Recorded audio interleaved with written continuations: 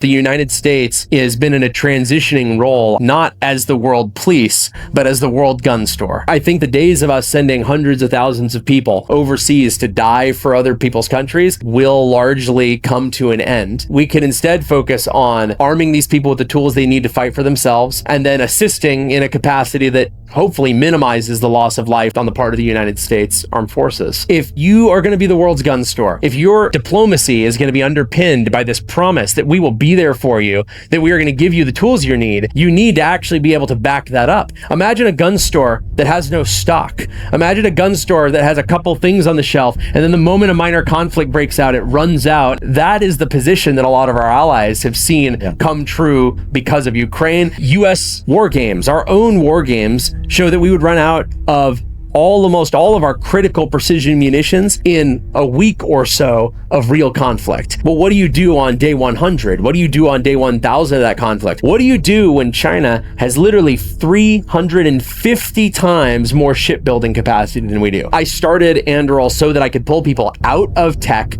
put them to work under a business model and incentive structure that rewards moving very fast, building the right thing, reusing as many capabilities as you can, rather than trying to build everything from scratch, and try to get it done fast, because we don't have time for business as usual. We don't have time to spend a decade figuring this out. The consensus is that China has a window to move, and it is going to be in single-digit years from now. You go to war with the tools you have, not the tools you wish you had. And so prototypes don't really matter. Ideas don't matter. White papers and policy reports, they don't matter. What matters is what you actually have in your arsenal that you can actually put to war immediately. And so that's what Anduril is all about. It's about making sure we have as much of the right stuff ready to go ahead of time as possible.